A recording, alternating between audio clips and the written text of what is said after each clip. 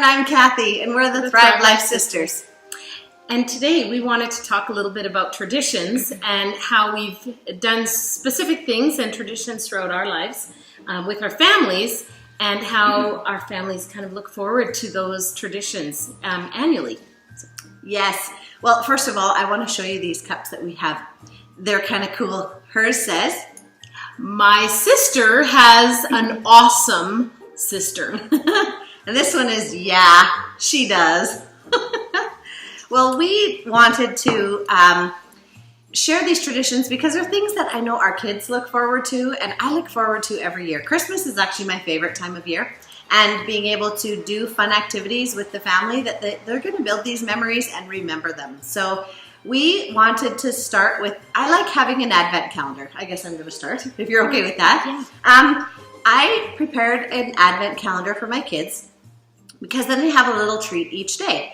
So what I did is, when I grew up, my mom used to always hang our clothes on the clothesline. She never owned a dryer. She had a big clothesline, and so I liked that effect. So I got a string, which is like a clothesline, and with clothespins, I have little socks. And I found little socks from my kids when they were babies to when they were older, just some that are Christmassy, some that are not Christmassy, but then I would hang each sock for 24 days. And in the stockings, they would have a little gift. And if it's a small baby sock, it might be like $1. And in there, they have to spend that $1 on someone else.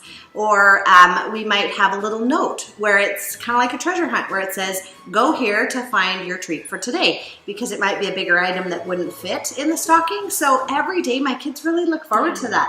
And being able to have that goodie, don't want this to shut off on me, in their stocking. So they have that little gift each day, a little treat. And it doesn't have to be a lot. Sometimes it's just a craft or activity that we're going to do together. Like, I'll put some Christmas sprinkles in one of the socks for that day because we're going to decorate cookies that day. So that's one thing that I do for sure every year.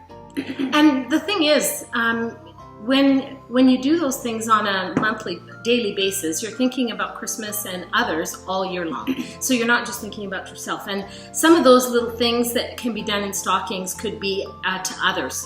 So you're not always getting, but you're actually giving. So that's a fun little thing too. I like your tradition with the candy jars that I ended up doing as well, because she does this. It's cool. So all year long, or pardon me, all month long, I fill little tins, candy jars, and decorative bowls throughout the house, and they always have special treats. So it's fun because they're usually closed off. You don't know what it is until you open it up. So it's a little bit of a surprise. Everywhere you go throughout the house, throughout the month, there is little treats, which is good and bad because kids eat candy all month long. Every day they're going to the treats that they like, but it's fun, and it's only for December. That's right. It's about treats and fun. So when the decorations go up, the tins go up too. So that's one little thing that I do. Mm-hmm. And okay, so some other things we do. Carry on. Well, I like to read stories. We sit together as a family every night, and I have a whole, I should have even brought it just to show them, but I have a whole basket all full of Christmas books. And they're kind of the feel-good stories that just make you feel like, oh, that's, it makes your heart grow. And sometimes my husband, when he reads them, he even chokes up. Even though we know what the stories are, we read them every year, but they're really nice. And we also have, each of the kids get to light their candle. And what that means is they have to let their light shine to others around them. And so they each light their candle, and by candlelight, we read the story for the night. And each kid gets to choose a different story each night. So they tend to pick their favorites, or sometimes like, oh, we'll save this one because this is a really good one. I've even done it where I took each of the books and I wrapped them up so we didn't know what we were getting. So each day we unwrap it to unravel what story we get to read that day. So it just makes it a little bit fun. We light our candles, and by candlelight, we sit together as a family and have those heartwarming Christmas stories that make us want to do good and serve others and remember Christ. The other thing that we did as kids, my mother on Christmas Eve, because Christmas Eve was always the big celebration for us because they're French. And so what we did was have a big dinner, and it was an early dinner on Christmas Eve. So that was the beginning of the celebration. And then in the evening, my mother would lay out just a table full of treats and candies and squares and just everything, salty to sweet, little refreshments that we would enjoy throughout the night, playing games, enjoying company, and having the Christmas story. I always do the Christmas story, and then the ornaments for all of the, in the nativity, there's the angel and Mary and Joseph and baby Jesus, and all of those, as we read the Christmas story that night, the ornament goes on the tree. So the whole nativity is in the tree. And that's really a symbol of the reason why we celebrate Christmas. And so between those traditions, they're just so fun. We enjoy eating all night long and feeling really gross. You make chocolates too every year. That's a big job. But homemade chocolates are hand dipped, and I do the fondants, and I've done it for 30-some years. And it was my mother-in-law that introduced that to me and my sister-in-law for the very first time. Well, I started doing it before I was married, and I've carried on. And I've only missed a few Christmases, and mostly recently because it's been so busy. Yeah. We don't want to make it so busy, though. I actually make caramels every year with my kids and wrapping them all up. Those are a favorite of ours. And we also make, it's called oreillettes, and they are little, my kids call them pillows, but it's a French thing my mom used to make when I was little. It's the only deep fried thing I ever make in the year. And it's like a dough that has orange zest in it, and you roll them really flat. You take the little pieces after you cut them and deep fry them, and then you sprinkle them with icing sugar, and those are my favorite. I even eat those Christmas morning when we're opening gifts. I just pig out on just eating those because they're so good. But it is a lot of food and a lot of family. And one thing that I also like to incorporate is games. We always do minute-to-minute games. Those are fun.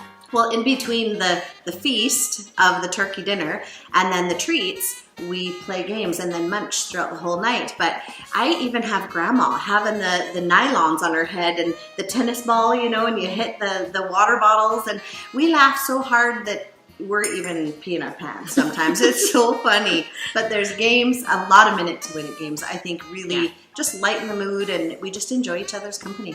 It's all about family. It is. It's about family, gathering family, and enjoying our time together, because in the year it can be busy and you don't get the opportunity. But at Christmas, you make the effort. And it's all about love and our families. Well, and then that kind of makes me think of that calendar. There's a calendar that is services, like services that you can do throughout the month. And it's called, I think it's Light the World or Light Your World or Light the World.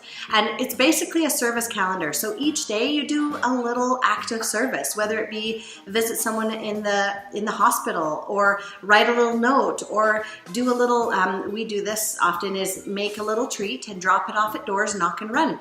And or sometimes we really try and do, we focus on a family in need every year. And then we put a bunch of, like, either a turkey dinner or some treats for that family. And I think that's a highlight for my kids because they really look forward to having that experience to share, but not be known of who you are. So we just find a family that we feel it's anonymous. Is, and we, as a family, like, we counsel together and decide on a family that we feel needs it. And they love. I remember one year when we did that, and we had my husband carry the box because it was too heavy for us, and he dropped it off, and the kids went, I think Dawson ended up going with them. They went, dropped it off, and then they had to run, but it was so icy that they were slipping, and us in the car, we were laughing, thinking they were going to biff it on the way back to the car, but they were just so excited, and then we'd pull away so that we're not seeing, that we can watch when that family just lights up and they see that box at the door. Fun.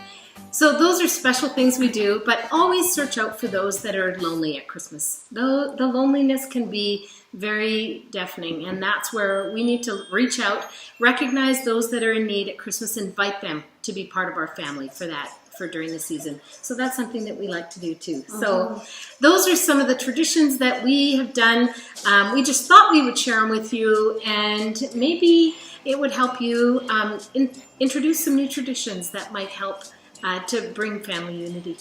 It brings your family together, and you'll remember those memories. I think it's a great thing. So hopefully you guys enjoyed this and can give them a try yourself. So share, like, and follow.